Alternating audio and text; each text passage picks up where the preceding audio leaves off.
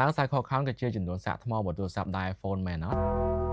អញ្ចឹងខ្ញុំជឿថាអ្នកនរគ្នាប្រហែលជាធ្លាប់ឮការលើកឡើងបែបហ្នឹងហើយការលើកឡើងបែបហ្នឹងមិនត្រឹមតែជាការយល់ច្រឡំមួយទេវាក៏ធ្វើឲ្យប៉ះពាល់ទៅដល់អារម្មណ៍អ្នកប្រើប្រាស់មួយចំនួនដែរដោយថ្មីហ្នឹងមានអ្នកឆាតមកសួរខ្ញុំណាថាតើទូរស័ព្ទរបស់គាត់មានបញ្ហាអីមែនដោយសារតែគាត់ទិញមកថ្មីប្រអប់តែម្ដងហើយគាត់ចាំច្បាស់ណាស់ថាគាត់សាកថ្ម5ដងហើយប៉ុន្តែ Cycle Count របស់គាត់ count តែ2ដងហើយអ្នកខ្លះទៀតគឺថាគាត់ប្រើប្រាស់ទូរស័ព្ទដៃហ្នឹងគឺអត់ចង់ហ៊ានបញ្ចូលទេដែលទុកទូរស័ព្ទរហូតធ្លាក់ទៅដល់10%អីបានគាត់បញ្ចូលដែលគាត់គិតថាបើសិនជាគាត់ធ្វើបែបហ្នឹងគឺចំណេញទៅដល់ cycle count ចឹងនៅក្នុងវីដេអូមួយនេះខ្ញុំអាចធ្វើការបញ្ជាក់បាន100%តែម្ដងគឺ cycle count មិនមែនជាការរាប់ចំនួនដងនៃការសាកថ្មនៅលើទូរស័ព្ទដៃ iPhone របស់យើងទេប៉ុន្តែវាជាការរាប់ចំនួនដងនៃការប្រើប្រាស់ថ្មសរុបអស់100%នៅលើទូរស័ព្ទដៃ iPhone របស់យើងអញ្ចឹងដើម្បីងាយស្រួលយល់ខ្ញុំអាចធ្វើការឧទាហរណ៍យ៉ាងសាមញ្ញមួយណាឧទាហរណ៍ខ្ញុំទិញទូរស័ព្ទថ្មីប្រអប់មួយនៅក្នុងថ្ងៃច័ន្ទហើយនៅក្នុងថ្ងៃច័ន្ទហ្នឹងដែរខ្ញុំប្រើប្រាស់ថាមពលថ្មអស់25%ហើយខ្ញុំបញ្ចូលថ្មធម្មតាអញ្ចឹងទៅរហូតដល់ថ្ងៃអង្គារខ្ញុំប្រើប្រាស់ថាមពលថ្មអស់50%ទៀតហើយខ្ញុំនៅបញ្ចូលថ្មធម្មតាទៀត